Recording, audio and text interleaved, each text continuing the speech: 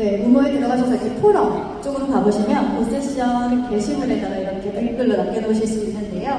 지금 하나의 질문 들어온 게 있어서 이거를 한번 질문을 드려보도록 하겠습니다.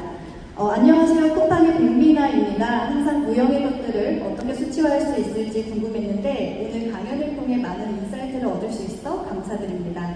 ROI를 산출하기 위한 프로그램 혜택, 측정 방법에 대해 여쭤보고 싶습니다. 특히 의사소통 능력, 대인관계 기술, 창의성과 같은 소프트 스킬의 경우 그 혜택을 포착하기 어렵고 완전히 발현되기까지 시간이 걸릴 수 있습니다.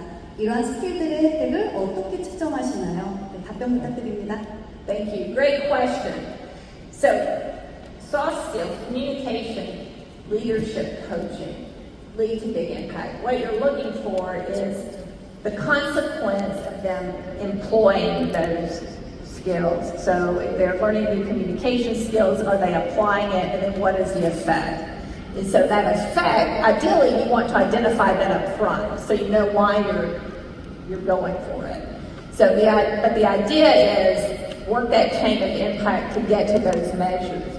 Now you can get to those measures depending on what they are. They may be measures that are in your system, they may be measures you have to collect from your participants in the workshop. They may be measures you collect using a survey instrument. But if you plan for that up front, then you'll have those measures. So the key is why the communications workshop anyway? Why the leadership development anyway?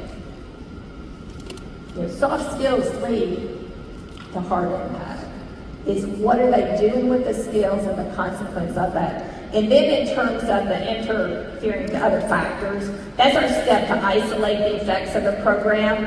And of course that's a longer conversation, but that's part of it. That's where you can run experiments, set up an experimental control group, test the program with just a few. If you pilot test programs, so maybe you want to pilot test platforms like Merchant, which is an AI avatar generated coach for communication.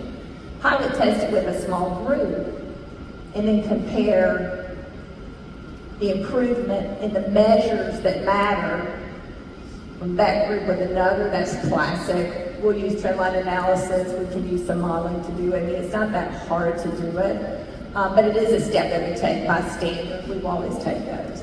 And just always remember, just because it's considered, I call them critical skills, not soft skills. I don't understand that because to me, communication and leadership are the hardest skills ever. Math is not hard. This other stuff is hard.